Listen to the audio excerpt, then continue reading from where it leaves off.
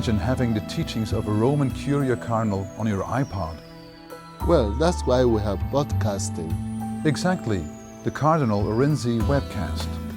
The podcast that bears my name. Well, you heard it. Stay subscribed.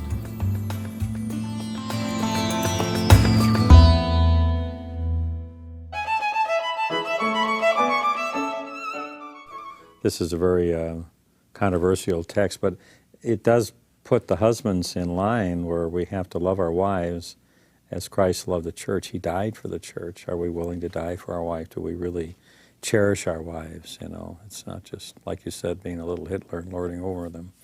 Indeed, I would ask our listeners to approach it from point of view of a text that tells us the mystery of the union of Christ and the church, reflected in union of husband and wife, and that the union of husband and wife should look up to the union of Christ and the church as their model, and that husband should look on Christ as his model, who gave his life for the church, and the woman should look on the church as her model, the church always loving Christ and following his ways.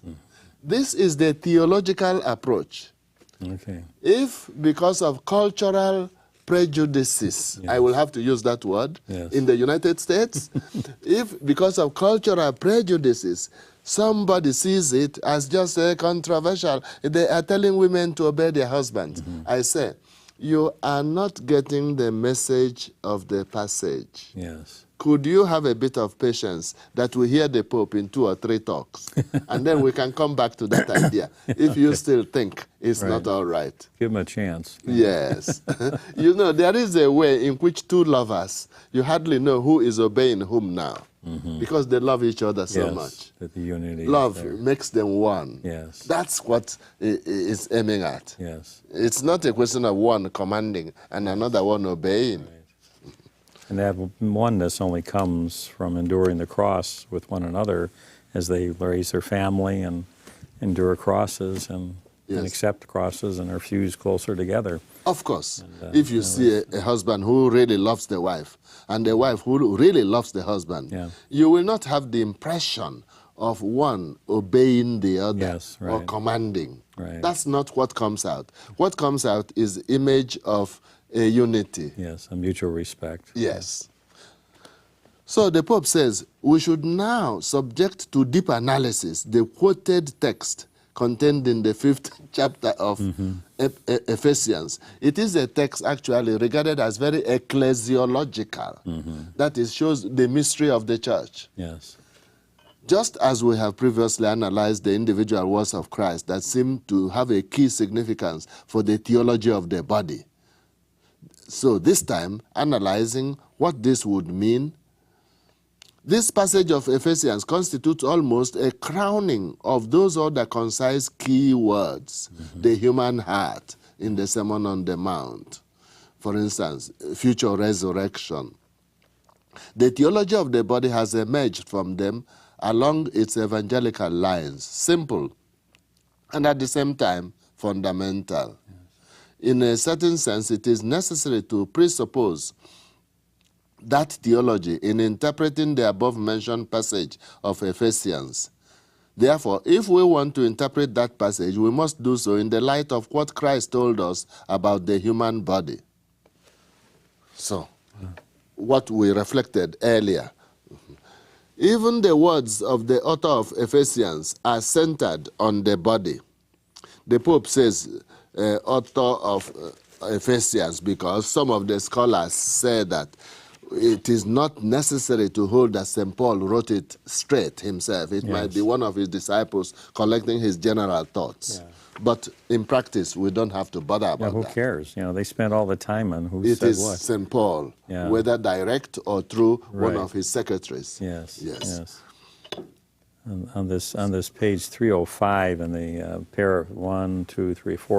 third paragraph where he talks about in what way is it expressed and confirmed there, it will become clear, and the answers and the questions cannot be to imitate direct, but he says, but the gradual and long term. This is something that looking at marriage, it's long term, and you're growing every day in your union with your spouse, if it's true love, and you're growing by literally letting go and being that person for others, for that spouse. But I like this but gradual and long term, because that's what it is. Yes. It's not a... The Pope also, on that page 305, says that this passage is particularly important because the church uses it very much in the liturgy, in the public worship of the church, reading that text. And we have a saying in theology, lex orandi, lex credendi. Yeah. The law of faith shows the law of prayer shows the law of faith. Yes. That means the church prays as she believes. What we celebrate is a manifestation of what we believe. Yes. That means our liturgy is closely related with our faith, with our doctrine. Right. Therefore, to understand the church and understand the sacrament of matrimony, Yes. we would have to take this text very seriously. The Pope therefore says that in what way is it expressed and confirmed here? It will become clear that the answers to this question cannot be immediate and direct, but gradual and long-term. So, the sacrament or the sacramentality in the more general sense meets with the body and presupposes the theology of the body. According to the generally known meaning, the sacrament is a visible sign. The body also signifies that which is visible. It signifies the visibility of the world and of man. When we say sacrament, you remember the catechism definition. A sacrament is a visible sign Yes. of inward grace, instituted by Christ to lead us to salvation. Right. So there is a sign which we can see or touch or hear, and it effects in the soul what it signifies. And it is Christ who instituted it. I know John Paul in Familiaris Consortio was saying the Mass for marriage is the very source of the grace for that marriage, and he locked the marriage together with the holy sacrifice of the Mass, so Yes, in great detail. because also the Eucharist is called the banquet of the Lamb of God. Christ calls us to his sacred table, Yes, the banquet of Christ, who is spouse of the church. right. But let's remember that he celebrated it on the cross by shedding his blood for the church. Right. And the blood and water that flowed from his side when the soldier pierced it with a lance are symbol of the graces of redemption, particularly through baptism, water, and the Holy Eucharist, blood. Yes. So Christ paid a very, very precious price. price Yes. for our salvation.